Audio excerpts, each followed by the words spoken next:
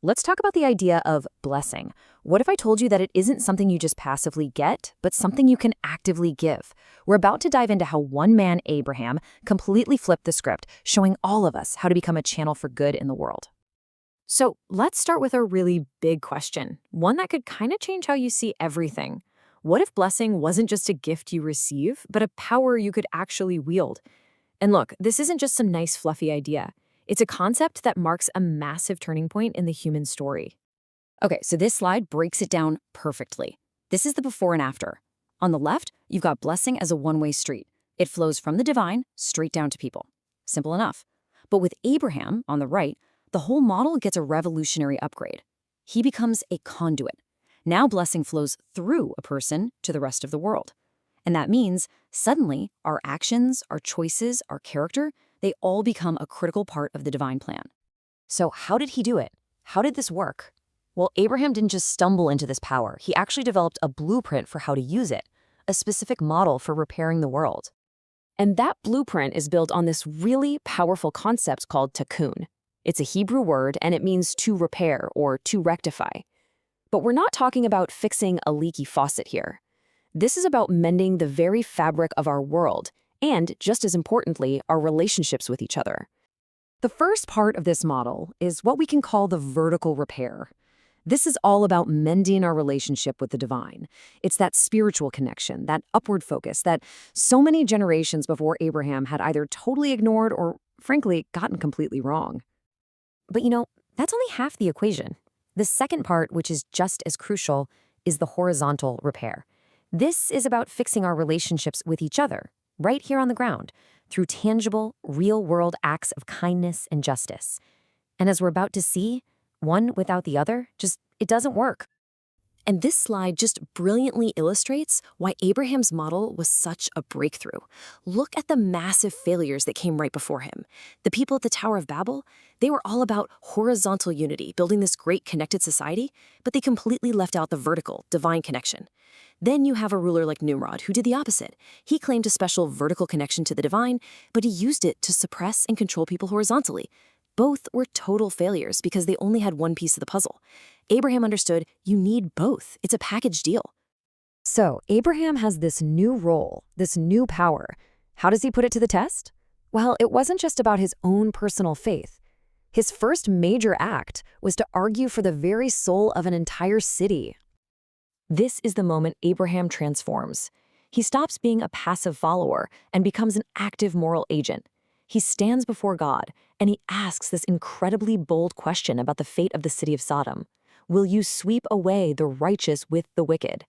He's not just accepting a divine decree, he's challenging it. He's advocating for justice on a global scale. And his argument wasn't just some abstract philosophical debate. He negotiates. He literally haggles, bargaining all the way down to the number 10.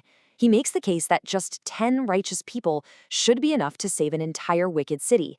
This is a total game changer. It means individual goodness now has the power to protect the whole community. This is Tikkun Olam in action. But of course, the challenges only get more intense. And this leads us to the philosophical peak of the entire story, the ultimate test of faith, a moment that establishes a completely new kind of relationship with the divine. Now, to really get the depth of this test, let's just quickly compare Abraham's trial with what his nephew Lot did. When a mob shows up at his door, Lot offers up his own daughters. It's a desperate, panicked, purely human move to try and manage a crisis, and it accomplishes nothing. But Abraham's test, it's completely different. He is asked to sacrifice his son based on a direct divine command. This isn't about human logic or trying to appease people. It's about aligning with a higher divine purpose. And the only way he could possibly do that was through something called emunah. And listen, this isn't just belief like you believe the sun will rise.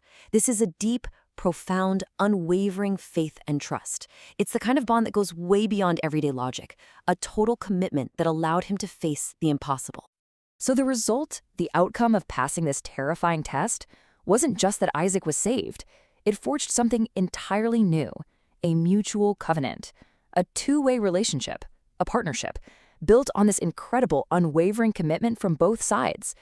Just as Abraham was willing to give everything, the divine now commits to an eternal partnership with humanity. Now, what's really fascinating is how this ancient model proves its timelessness. Let's pivot for a second and look at a prophetic text from hundreds of years later that shows this exact same principle, kindness creating blessing, playing out in the real world. This table just lays it out so clearly. We have two very different women, both helped by the prophet Elisha. First, there's a poor widow. Her problem is material. She has no money. Her act of kindness, her chesed, is putting her faith in the prophet. And the miracle, the bracha, is a limitless supply of oil. Then you have a rich woman. She has everything she needs materially, but her lack is spiritual. She has no child. Her act of kindness is hospitality to that same prophet, and her miracle is the birth of a son. So, what's the crucial point that connects both of these stories and ties them right back to Abraham? It's this. Blessing is not determined by your wealth, by your status, by your bank account. It's determined by your willingness to practice kindness and faith. That channel for divine flow is open to absolutely anyone. And this brings this entire ancient narrative right into our present moment, because this isn't just a history lesson. This is a blueprint for your role in the story, right here, right now. So what does this ancient path look like for us today? Well, it really boils down to three clear but profound steps. First, practice chesed, that's active, intentional kindness. Second, cultivate imuna, that deep, unwavering faith.